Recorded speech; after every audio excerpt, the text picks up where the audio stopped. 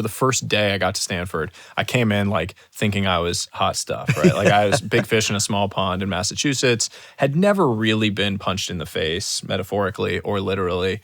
And things had generally come pretty easily academically and with baseball. And I got to campus the first day at Stanford, and we go to the locker room, and it's the first time you're going to have like your own locker, right? Like this is a big deal. You're going to this big, nice college locker room. It's going to be all fancy. It's your first time.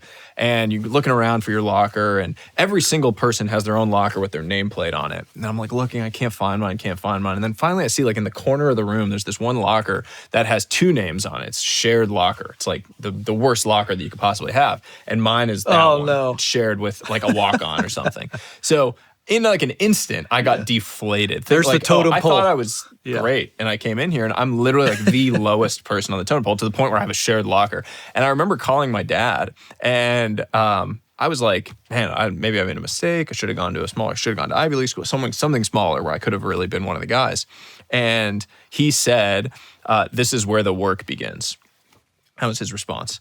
And I remember that really sticking with me, that idea that like, okay, you face the thing where you have to question whether you are at the level that you need to be at. And rather than continuing on the path I was on, which was the victim mentality of feeling deflated around it, his response was, this is where the work begins. This is where you lean into it. This is where you pay the cost of entry to go and achieve the thing that you want. And the lesson was just that. It was every single thing that you want in life is on the other side of something that you don't want to do. It's on the other side of something challenging, a price that you need to pay. And being clear-eyed about that price is very important. And he was instilling that in me. And it's a lesson that I've carried throughout my entire life since. It was a lesson that was formative in needing to find my way when I was at Stanford and trying to figure out how I could shift my identity as a player to actually carve out playing time and a real role on the team.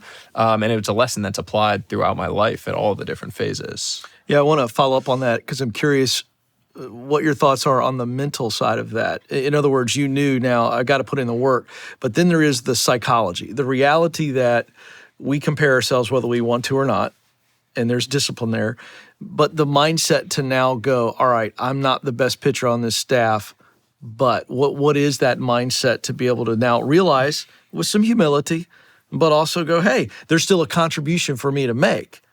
Yeah. Thoughts on that? Things that are within your control became the entire focus. And I went to the first practice, so I saw other people throw, and I had this moment where I was like, the ball gets to the plate much faster when those guys throw it than when I do. And that was a humbling moment, but a very important one, because I realized like I can't control my talent. The fact that guy's 6'7" and built like a barn versus what I look like, but I can control how I show up every single day. And my grandfather on my mom's side had once told me, you get much further in life by being consistently reliable than you do by being occasionally extraordinary.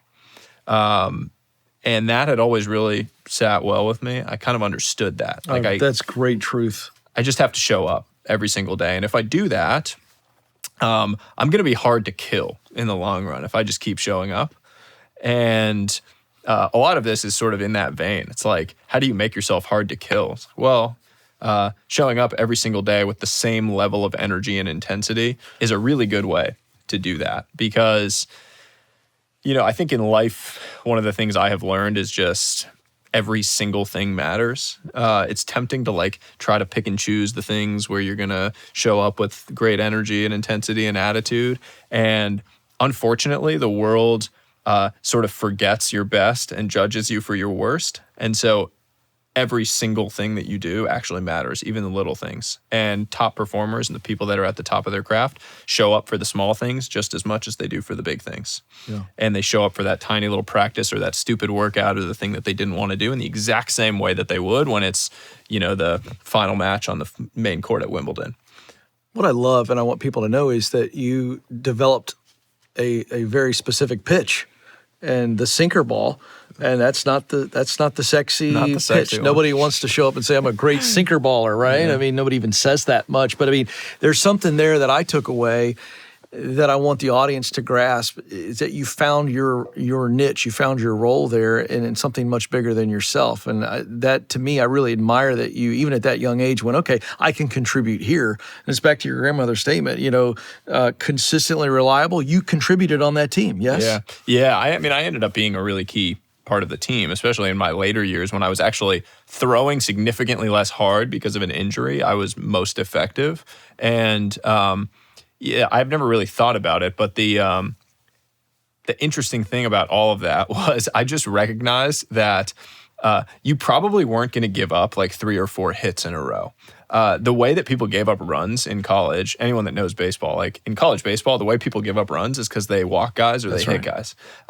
It's not that they gave up like 3 or 4 hits in a row and then a home run. Like that just... Guys just aren't that good. You have great fielders. If you just throw strikes, there's kind of a limit to how bad you can do. And so I kind of just decided that. I was like, I'm just going to throw the ball over the plate. And if they want to get 4 singles in a row, like I'm throwing a sinker, so usually a sinker, guys are going to hit a ground ball. And if they want to get 4 singles in a row to score a run, go for it. Yeah. But I think it's likely that one of those, just probabilistically, is going to end up going to one of my fielders who are amazing because we're at a great school. And we're going to get 3 outs before that happens. And for the most part, that actually played out. But it's you giving up your ego in that process to say, like, I'm not going to be the guy that tries to blow people away and gets the fancy stats. I think my junior year, I think in 50 or so innings pitched, I think I only had 17 strikeouts, which is like an embarrassingly low number on a stat sheet. But I was totally comfortable with it because I knew that was how I was actually going to be able to perform for the team.